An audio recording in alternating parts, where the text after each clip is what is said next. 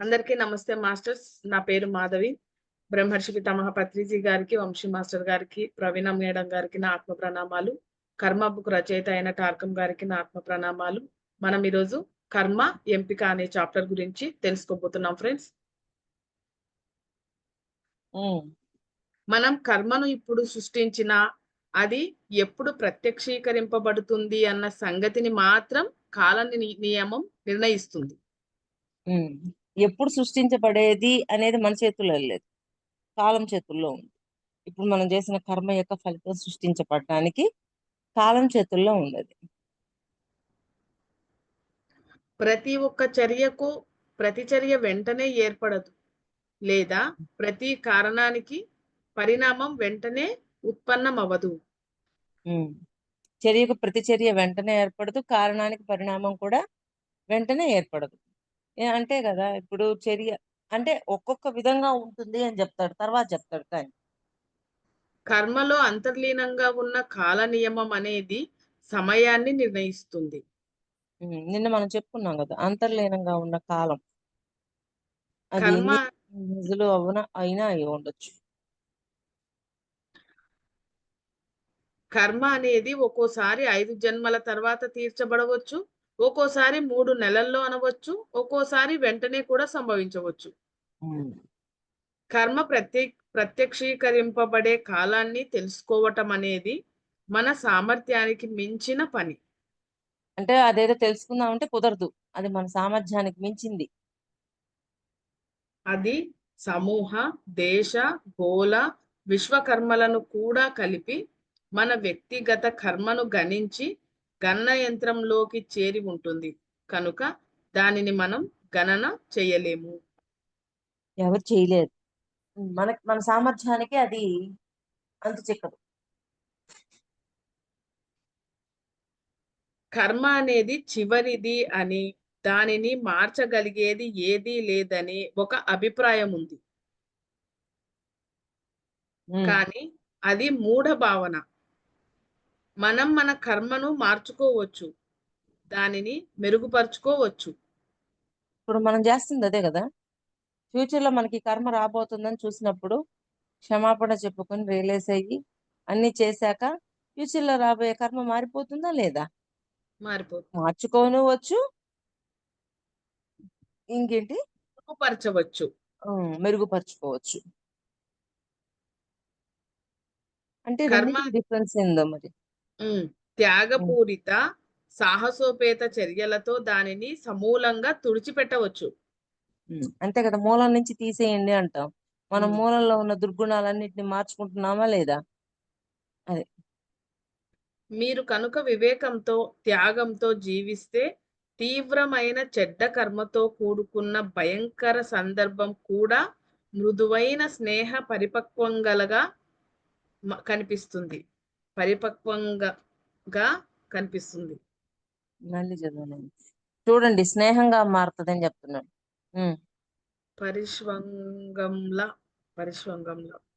మీరు కనుక వివేకంతో, త్యాగంతో జీవిస్తే తీవ్రమైన చెడ్డ కర్మతో కూడుకున్న భయంకర సందర్భం కూడా మృదువైన స్నేహ పరిష్వంగలా కనిపిస్తుంది. అంటే వివేకము త్యాగంతో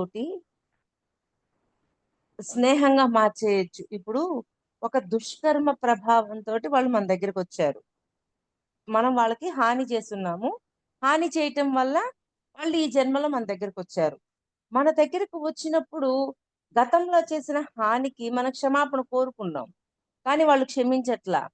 అయినా మనం కృతజ్ఞత తెలుపుతున్నాం, క్షమాపణ కోరుకున్నాం, కృతజ్ఞతతో ఉంటున్నాం, అన్నీ చేస్తూనే ఉంటాం. కానీ వాళ్ళ కొంతకాలం వరకు వాళ్ళు క్షమించరు. అయినప్పటికీ మనం సరెండర్ అయి ఉన్నప్పుడు అక్కడ మనం వాళ్ళతో స్నేహంగా మార్చేయచ్చు. అదే మనం చెప్పుకున్నాం కదా, శత్రుగర్భం మిత్రగర్భంగా మార్చడం అని. అది మన కర్మను రసాయనిక మిశ్రమం లాగా అనుకోవచ్చు. ఆ మిశ్రమం రియాక్షన్ ఉంటది కదా, అది అలా అనుకోండి. ఆ మిశ్రమంలో దానిని మార్చగల, ఆవిరి చెయ్యగల లేదా ఉపయుక్తంగా చెయ్యగల రసాయనాలు చేర్చి దాని అమరికను ఎలా మార్చగలమో మన కర్మ కూడా అలానే. అంతే కదా! మనము ఆహ్, ల్యాబ్‌లోకెళ్ళాం, కెమికల్ ల్యాబ్‌లోకి. ఒక రసాయనం తీసుకున్నాం. దాని స్థితిని మార్చడానికి 2, 3 రకాలు కలుపుతాం. కలిపాక ఆ కెమికల్ రియాక్షన్ తోటి అది మారిపోతది. అలాగా మన కర్మను కూడా మనం మార్చొచ్చు. ఏమేం కలిపితే అది మారిపోద్దో చెప్తాడాయన. రసాయనాలు అనేవి భౌతిక పదార్థాలు మాత్రమే కాదు. అవి సాహసోపేతమైన చర్యలు, త్యాగము, భక్తి, అంకితభావం, ప్రకాశవంతమైన ఆలోచన, షరతులు లేని ప్రేమ, పరిమితులు కాని భావాలు, ఉన్నత ఆకాంక్షలు కూడా. ఆ రసాయనాలకు కర్మను మార్పు చెందించే శక్తి ఉంది. అంటే ఏమేం రసాయనాలు కలపమన్నారు? ఆ రసాయనాలు మళ్ళీ ఒకసారి చదువు. ఇవి హ్మ్. ఇవి కలిపినప్పుడు ఆటోమేటిక్‌గా ఆ కర్మని మార్చగలిగే శక్తి ఉంటుంది. అది చూడండి, మనం క్షమాపణ అడుగుతున్నాం, కృతజ్ఞతతో ఉంటున్నాం, వాళ్ళ పట్ల ప్రేమతో ఉంటున్నాం. ఇవన్నీ వాళ్ళ కోసం ఏదైనా త్యాగం చేస్తున్నాం. ఇవన్నీ చేయడంతోటి అక్కడ పరిస్థితి మారిపోతుందా లేదా? అలాగా. హ్మ్. మళ్ళీ చదవండి. ఏమేంటియో? రసాయనాలు అనేవి భౌతిక పదార్థాలు మాత్రమే కాదు. అవి సాహసోపేతమైన చర్యలు, త్యాగము, భక్తి, అంకితభావము, ప్రకాశవంతమైన ప్రేమ, ఆలోచన, షరతులు లేని ప్రేమ, పరిమితులు హ్మ్. కాని భావాలు, ఉన్నత షరతులు లేని ఆ ప్రేమ. ప్రేమకి షరతులు ఉండకూడదు. హ్మ్. నువ్వు అట్లా ఉండాలి, ఇట్లా ఉండాలి, ఏం లేవు. వాళ్ళని వాళ్ళ అభిప్రాయాల్ని గౌరవిస్తూ వాళ్ళకి తగ్గట్టుగా మనం ఉండగలగాలి. వాళ్ళు ఎలా ఉంటే అలానే అంగీకరించగలగాలి. అంగీకరించాలి. ఉన్నత ఆకాంక్షలు కూడా. ఆ హ్మ్. రసాయనాలకు కర్మ మార్పు చెందించే శక్తి ఉంది. అంతే. మానవ అటువంటి ఆత్మ రసాయనాలు ఎప్పుడైతే మన లోపల కలిపేస్తామో, మనం ఎప్పుడు ఆచరిస్తాం, కలపడం అంటే ఆచరించటం. ఆచరిస్తామో మన కర్మ యొక్క తీవ్రత కూడా మారిపోతుంది. మానవ మరి ఆత్మ ఎవరి చేతుల్లో ఉంది కర్మ తీవ్రత తగ్గించుకోవడం అనేది? మన మన చేతుల్లో ఉంది. హ్మ్.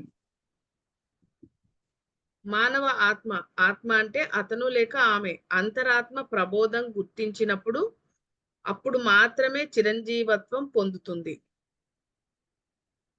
హ్మ్. అంతరాత్మ ప్రబోధం గుర్తించినప్పుడు. అంటే మానవాత్మ అంతరాత్మ యొక్క ప్రబోధాన్ని గుర్తించినప్పుడు, అంతరాత్మలో ఒక భాగం మానవాత్మ. అది అంతరాత్మ ఏం చెప్తుందో ఆ బోధనని విన్నాక అని అర్థం అక్కడ. అంతరాత్మలో ఉన్న ఆత్మే చిరంజీవి అని. హ్మ్. అంతరాత్మలో ఉన్న ఆత్మే చిరంజీవి. చిరంజీవి. హ్మ్. అంటే ఆత్మ మ ఆత్మలో అంటే ఆ చిరంజీవత్వం అనేది దానికుంది. అలాగా అంతరాత్మలో ఉన్న ఆత్మే చిరంజీవి. చిరం హ్మ్. ఆత్మ మనోతలంలో బుద్ధత్వంలో మిళితమైనప్పుడు కాంతిని విరజిమ్ముతుంది. హ్మ్. బుద్ధత్వంలో హ్మ్. బుద్ధత్వం సాధించుకోవాలా. ఆ బుద్ధత్వాన్ని సాధించుకున్నప్పుడు హ్యాపీగా దీనినే సంస్కృతంలో తేజస్సు అంటారు. ప్రకాశం అంటే అదే. అయితే అది ప్రకాశం మాత్రమే ఉనికి కాదు. మనోతలంలోని ఆత్మ బుద్ధ తలంలో చేరే వరకు అది ప్రకాశం మాత్రమే. అంటే ఆ మనోతలంలో బుద్ధత్వం ఉండాలా. ఆత్మతలంలో బుద్ధత్వం ఉండాలా. అన్నింటిలో ఆ బుద్ధత్వాన్ని మనం సాధించుకోవాలా. బుద్ధి నశించి ప్రవర్తించొద్దు అంటాడు. బుద్ధి నాస్య ప్రణశ్యతి అంటారు కృష్ణ భగవానుడు. అలాగా మనం బుద్ధితో ఉండగలగాలి. అక్కడ మాత్రమే అతని ఎరుకతో కూడిన చిరంజీవత్వం ప్రారంభమవుతుంది. మనోశరీరంలో ఆకాంక్షిస్తున్న అంతఃప్రబోధ కాంతిగా తేజస్సును నిర్వచించవచ్చు. ఏంది? మనోశరీరంలో ఆకాంక్షిస్తున్న అంతఃప్రబోధ కాంతిగా తేజస్సును నిర్వచించవచ్చు. హ్మ్. మనం శరీరం వదిలిపెట్టినప్పుడు మన కర్మను ఎదుర్కొంటామని మనం అనుకుంటాం. మనం శరీరం వదిలిపెట్టినప్పుడు మన కర్మ ఎదుర్కొంటామని మనం అనుకుంటాం. కానీ ఇది నిజం కాదు.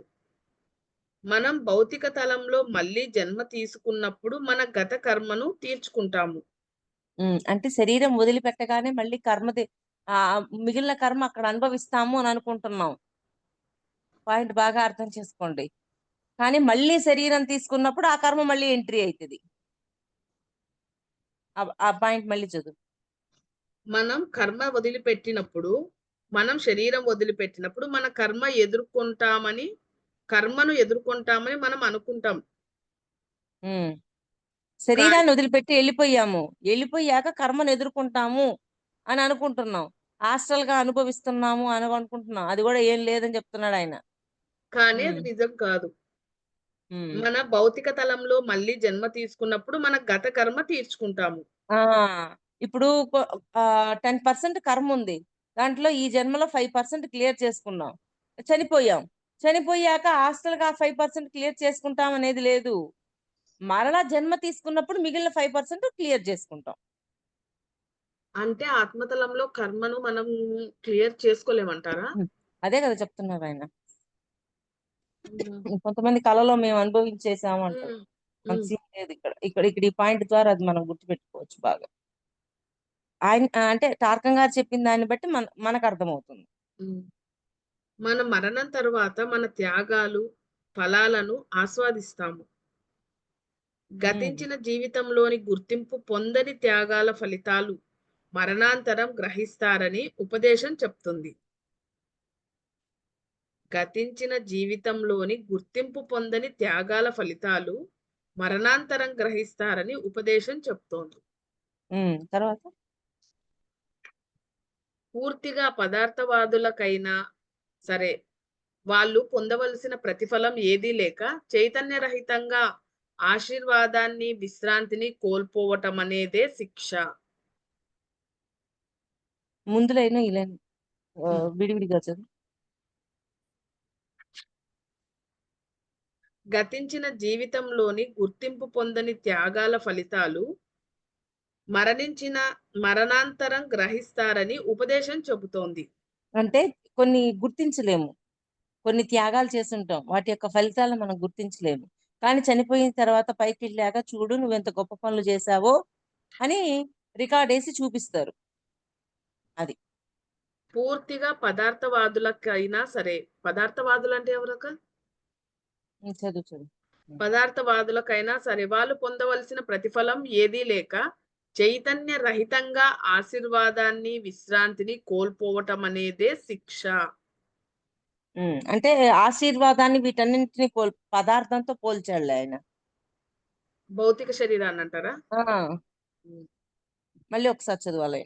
పూర్తిగా పదార్థవాదులకైనా సరే వాళ్ళు పొందవలసిన ప్రతిఫలం ఏదీ లేక చైతన్యరహితంగా ఆశీర్వాదాన్ని, విశ్రాంతిని కోల్పోవటం అనేదే శిక్ష.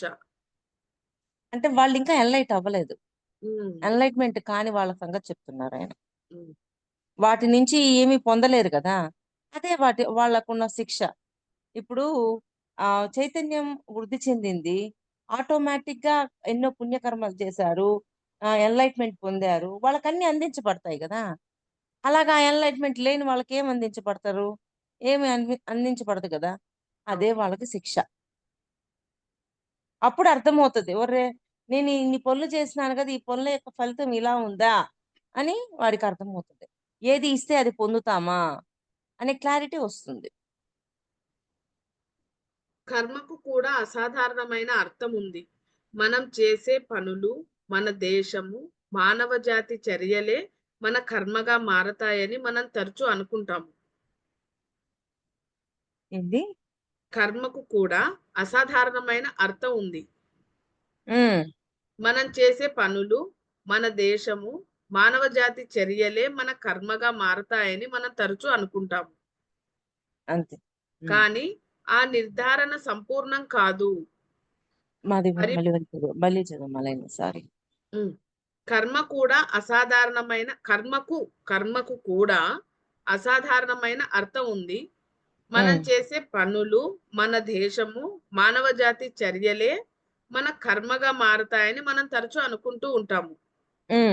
అంటే మన పనులు, మన దేశము, మానవ జాతి అవే కర్మగా మారతాయని పనులే కర్మగా మారతాయని మనం తెలుసుకుంటాం తర్వాత. కానీ ఆ నిర్ధారణ సంపూర్ణం కాదు అంటున్నారు. ఎందుకను? పరిపూర్ణాత్మ లక్ష్యానికి అనుగుణంగా మన కర్మ విశ్వగమ్యపు మార్గంలో నిరంతరం అభివృద్ధి చెందుతూ కొనసాగుతూనే ఉండాలి. పరిపూర్ణాత పరిపూర్ణాత్మ లక్ష్యానికి అనుగుణంగా అంటే పూర్ణాత్మ లక్ష్యానికి తనకు అనుకూలంగా అనుగుణంగా అంటున్నారా? అనుకు అను ఉమ్. మన కర్మ విశ్వగమ్యపు మార్గంలో నిరంతరం అభివృద్ధి చెందుతూ కొనసాగుతూనే ఉండాలి. పూర్ణత్వం సాధించేంత వరకు నడుస్తూనే ఉండాల. పునరపి జననం పునరపి పునరపి. మరణం. ఇది అతి ముఖ్యమైన కర్మ. అసలు అసలు కర్మ ఏంది? పూర్ణత్వం సాధించడమే అసలైన కర్మ. అసలైన కర్మ. ఇది సాధించే వరకు మనం జన్మలు ఎత్తుతూనే ఉంటాము. ఇదే అసలైన కర్మ అని చెప్తున్నారు ఆయన. మనలో ప్రతి ఒక్కరము దానితో కలిసే ఉంటూ ఎవ్వరము దాని నుంచి ఎవ్వరూ తప్పించుకోలేనిది ఈ కర్మ.